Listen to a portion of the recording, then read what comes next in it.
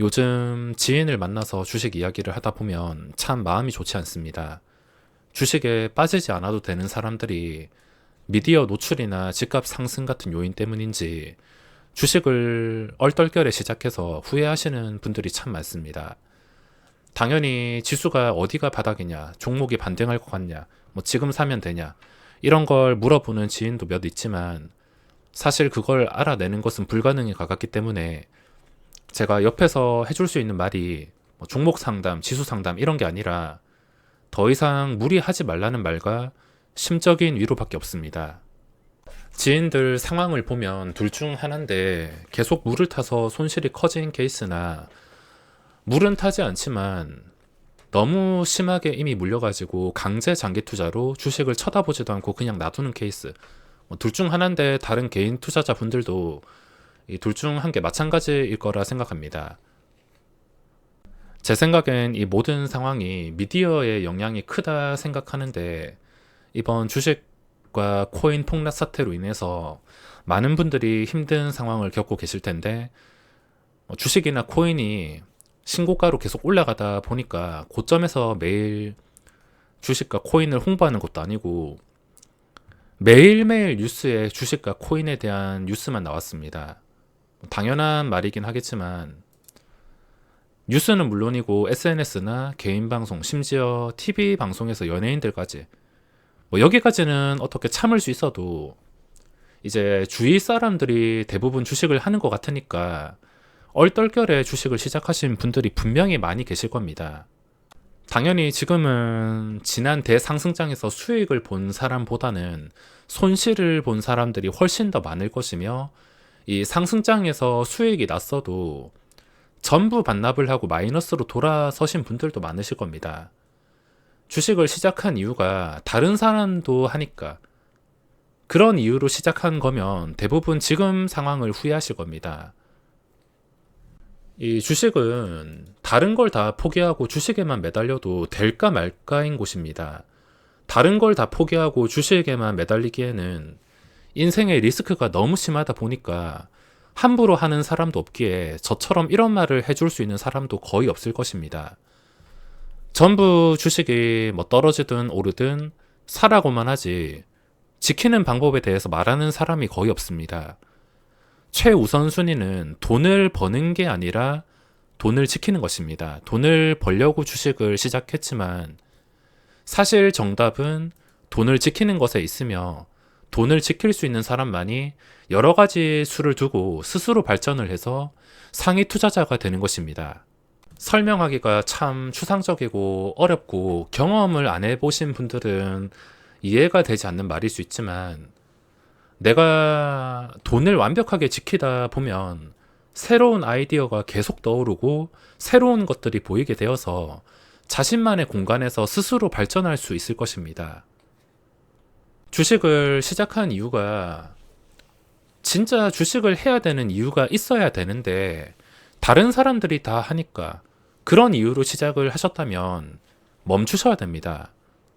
이번에 물린 거를 뭐 손절해서 팔아라는 말이 아니라 더 이상 내 인생에서 주식으로 인한 피해를 입는 것을 줄이셔야 된다는 말입니다. 지킬 줄 모르면 이번 폭락장이 끝이 아닙니다. 지금 정말 극적으로 이 폭락장이 극복이 된다 하더라도 다음에 또 1년이든 2년이든 시간이 지나면 이런 폭락장은 또 주기적으로 찾아올 것이며 지금과 똑같은 상황이 펼쳐질 것입니다.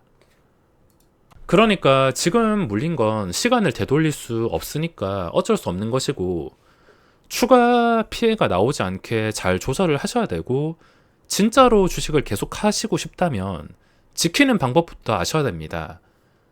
뭐 어떻게 지키라고 제가 자세하게 설명도 못 드릴 뿐더러 이게 말처럼 쉽지는 않지만 지킬 줄 알아야 됩니다. 스스로 연구를 하고 지키는 방법을 꼭 터득하셔야 됩니다. 이거를 터득할 수 없거나 모른다면 주식을 관두는 게 맞습니다. 요즘 미디어가 자꾸 일반인들 눈높이를 키우고 남과 비교 대상이 되어서 불행을 초래할 수가 있는데 주식으로 정말 힘드시다면 주식을 끊기 힘들겠지만 관두시고 자신의 기준에서 만족하는 방법을 찾아서 열심히 현생 사시는 게 맞다고 봅니다.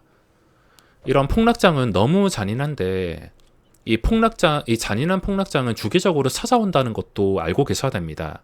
여기서 끝이 아니라 주기적으로 내가 주식을 하는 동안 평생 계속 찾아온다 생각을 하시면 되겠습니다. 지키는 방법을 꼭 터득하던가 주식을 그만두던가 선택은 둘 중 하나입니다. 자, 오늘 시장도 역시나 좋지는 않지만 좀 좋게 생각을 해보자면 오후장에 특이점이 발견이 되었습니다.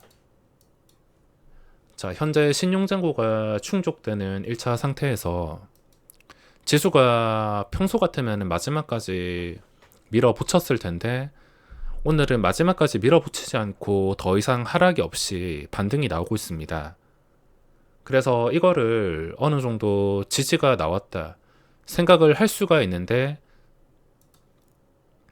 뭐 평소 같으면은 이렇게 저점을 찍다가 1시 24분까지 저점을 찍다가 반등한다 하더라도 다시 저가를 깨면서 뭐 마지막까지 마이너스 3%나 4%까지 밀어버렸을 겁니다. 근데 밀어버리지 않고 꺾이나 싶더니 여기서 지지를 해주고 더 이상 하락으로 변동이 나오지 않고 있습니다. 이걸 평소와 다른 특이점이라 생각할 수 있는데 여기서 1차 진입을 할 수도 있습니다. 저는 1차 진입을 했습니다.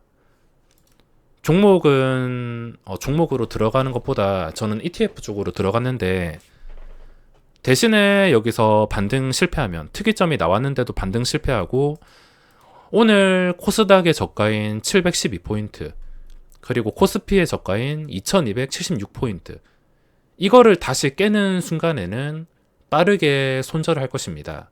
신용잔고가 충족이 되어도 폭락이 나오진 않았습니다. 제 기준에서 폭락이란 코스닥이 하루에 3, 4% 주저앉는 것을 뜻하는데 신용잔고가 충족되고 뭐 하루에 2%씩은 빠지긴 했지만 폭락은 나오지 않았습니다.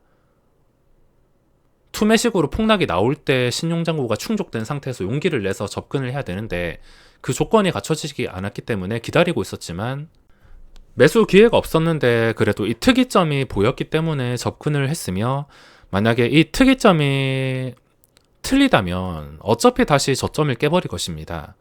저점과 거리는 가까운 편이기 때문에 바로 눈치를 채고 손절할 수 있는 자리라서 대응이 쉽겠다 싶어서 ETF 쪽으로 들어갔습니다. 따라 들어오시는라는 말이 아니라 어떤 종목이든 뭐 접근을 할 때 이런 식으로 시나리오를 만들고 이 특이점을 살리지 못한다면 나는 바로 손절하겠다. 그 손절할 수 있는 위치가 그렇게 부담되지 않다. 이런 식의 시나리오를 짜고 접근을 해야 됩니다. 제발 여기서 증시 분위기 좀 살려주면 좋겠습니다.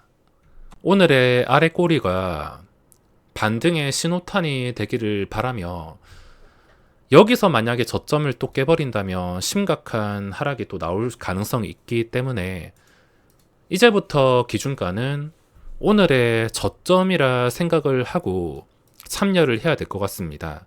코스닥 712포인트, 코스피 2276포인트 다시는 깨지 않기를 바랄 뿐입니다.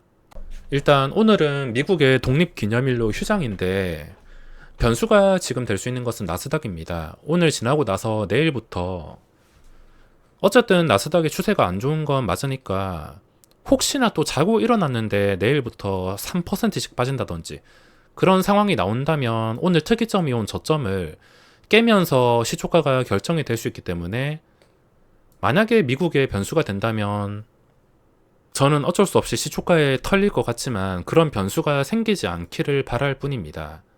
오늘은 거래대금이 줄었는데 당연한 겁니다. 투자 심리가 완전히 박살나서 거래대금이 없어서 종목도 마찬가지입니다. 키트주들이 잠깐 반응이 나오긴 했는데 그 전에 이미 여러 번 해먹었던 종목이고 첫 출발하는 종목에 일별 차트가 완벽하다던가 그런 게 아니기 때문에 그냥 무리해서 매수는 하지 않았습니다. 삼성 스펙 6호가 설마 했지만 현재 상한가에 닫힌 상태인데 정말 거짓말 안 치고 오늘 장시작 1분 전까지만 하더라도 갭상승이 나왔던 게 보합이 풀리고 마이너스의 예상 체결이 잡히면서 마이너스에 시작하면은 시초가에 2천만 원씩 잡아봐야지 생각을 했는데 그 순간에 다른 종목에 갑자기 시선이 쏠려가지고 귀신처럼 놓쳐버렸습니다. 거짓말이 아니라 1분 전까지만 하더라도 계획을 이미 머리에 하고 있었는데 그 1분 사이에 깜빡해버리고 놓쳐버렸습니다.